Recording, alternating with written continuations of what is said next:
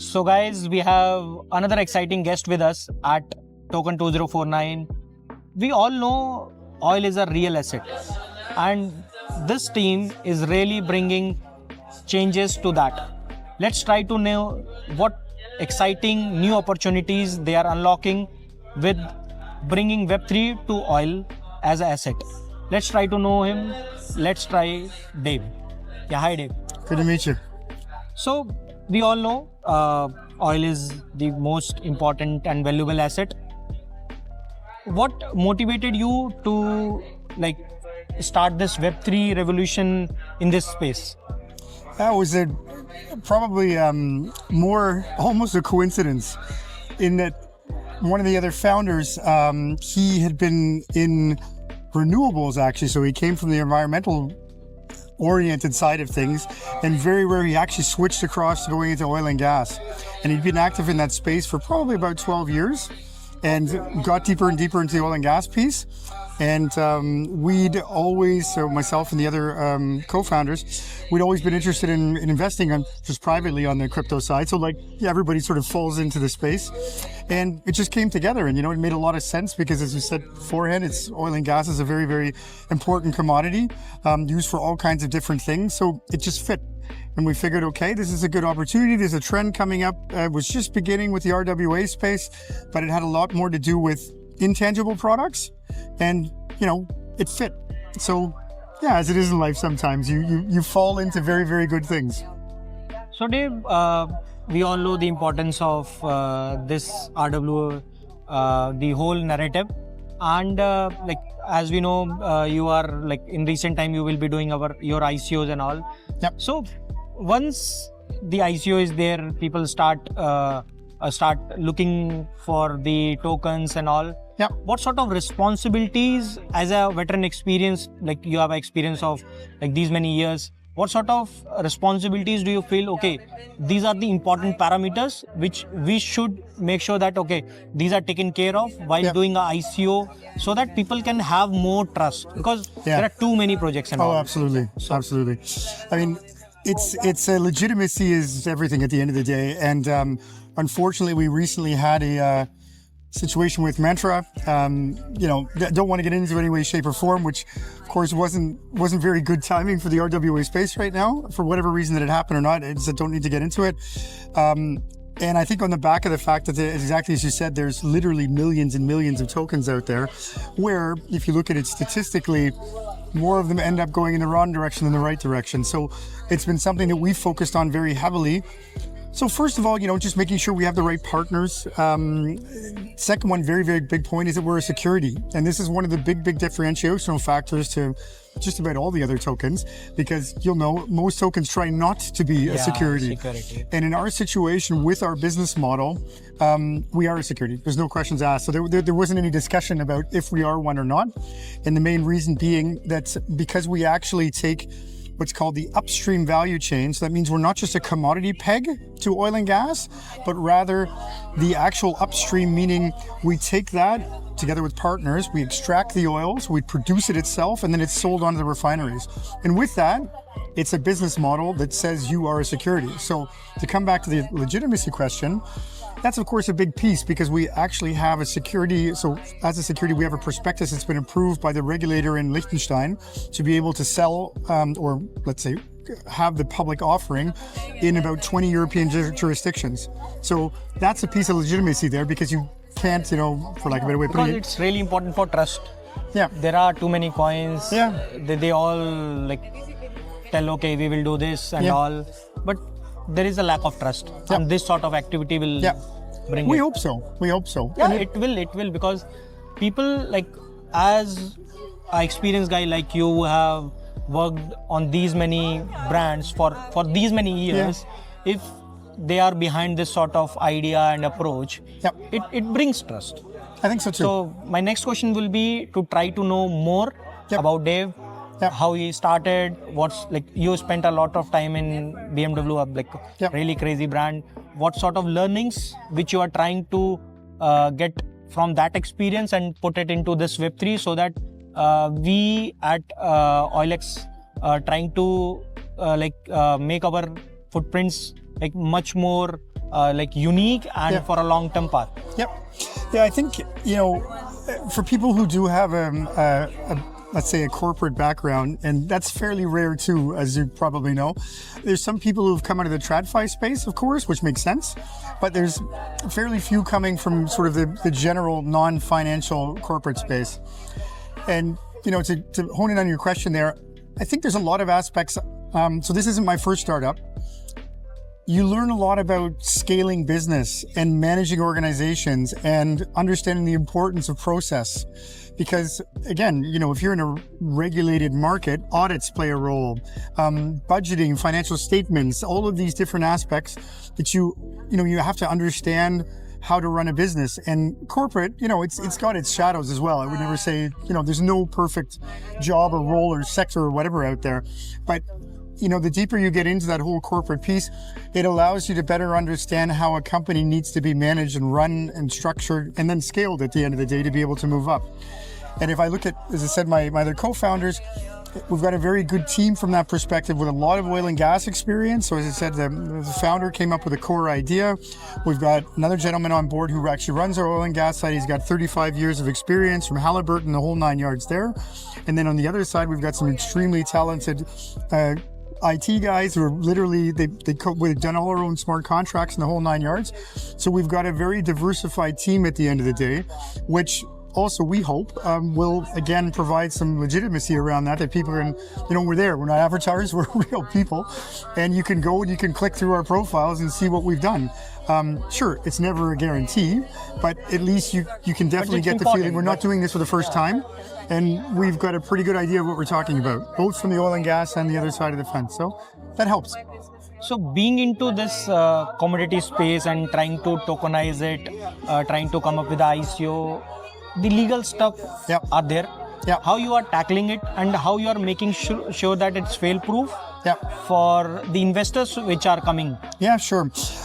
I mean, the legal piece is a huge one, to be honest, because this is the big differentiating factor around the security side is we have an improved prospectus, and that process probably took us the greater of 14 months just to get that through. And here I'll say that too, it's not, the regulators are moving forward as well. It's not just the US market. In general, they're moving forward. I think they're getting more used to new types of digital assets, so that all helps. But at the end of the day, there's a lot of homework to be done, and it is a big legal task to make sure, from a consumer perspective, protection perspective, that you've dotted all your I's and you crossed your T's. And that means that whole legal piece, as I said, is a very, very intense one. And then if you have a commodity backing as well, which is our case, then there are also specific points from a regulatory perspective that you've got to make sure you do that properly. So the auditing pieces and so forth. So at the end of the day, it is a very, very big piece, that legal aspect. And again, that's probably why a lot of coins don't want to get put into that pot, because it's very, very challenging. So next question is a bit for me. Sure. As you have worked in corporate space and now you are into Web3. Yep. So these two are totally different things. How an experienced person like you will advise the new Web3 guys or girls to plan everything to keep it structured, because in corporate everything is structured, but in Web3 it's not. you wake up in morning, okay, launch this or exactly, do that. Exactly. So what's the importance of this discipline and what sort of two advice which experienced person who is coming from your background will give it to the new guys and girls who are working in Web3? Two things, then I would say the first is make sure you focus. Because at the end of the day, and this is a general point, not just for Web3, but if you have a startup or a new product or whatever, I find there's, along that path to getting it to launch, there's all kinds of ideas. And, you can't be stubborn and just stick to one, but you've also got to be careful not to branch out so much that you lose that focus. And then you've got so many different things you're working on that then nothing happens at the end of it. So long story short, I would definitely say focus. Specifically on Web3, so going beyond, any old startup, is you have to network. And the reason being is because this is still a very, very young market. So automobile industry being the opposite, it's been in oil and gas being even more the opposite. It's been around for hundreds of years, in the automobile industry for 100 years, is you can basically jump on the internet and figure out more or less where you get what solution from who. Yeah, I'm simplifying it massively, but it's a very transparent and very established sector. And Web3, just looking behind us here, stuff pops up every 3 seconds, which is great because, there are always new innovations.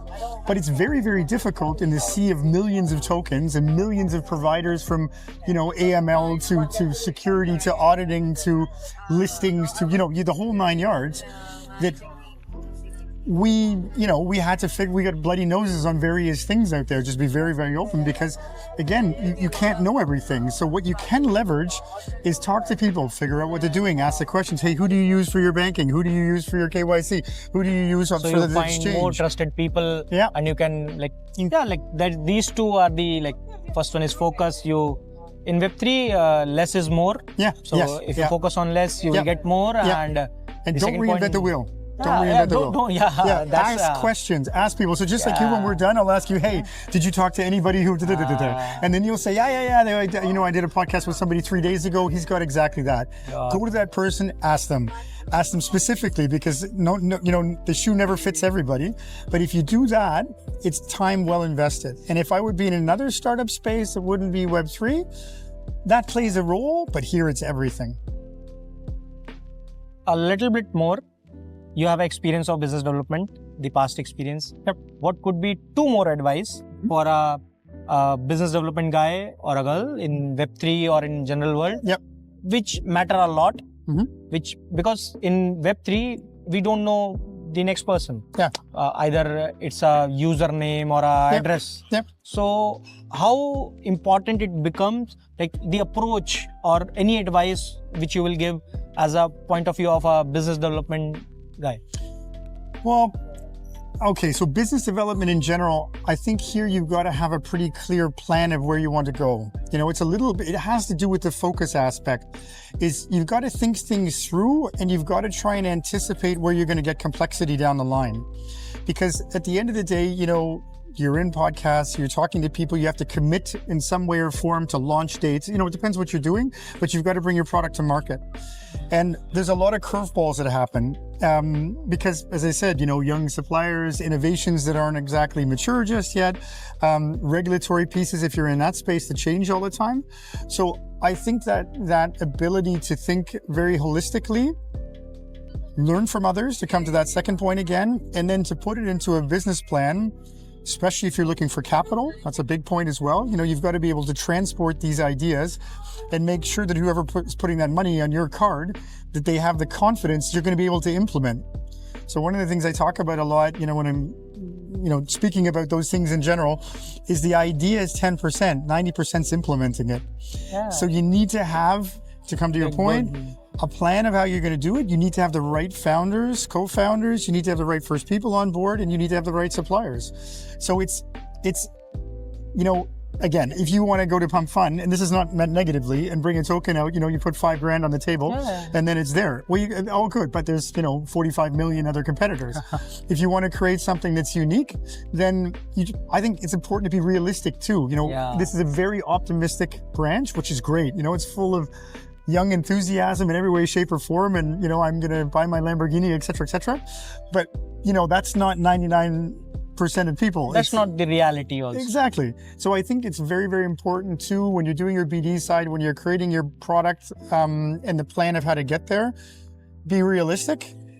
And again, coming back to the corporate piece, structure it, make sure it's got a logic to it, and that helps you then later on in investor discussions and so forth, because you can put your KPIs on the table, and you can, legitimacy, again, a point, they can see, okay, this person knows what they're talking about. I actually think they're going to be able to implement what they're talking about. Cool. So thanks a lot for your time. The discussion is really in depth about the experience from the corporate world which you bring to this Web3 space, and this brings the trust, and trust brings to the transactions and everything. So hope we'll sit again for a in-depth discussion for OilXCoin and what are the future plans and everything. And thanks for being here and showing your support. Appreciate it. Nice. Thanks very much. Thank you. Take care.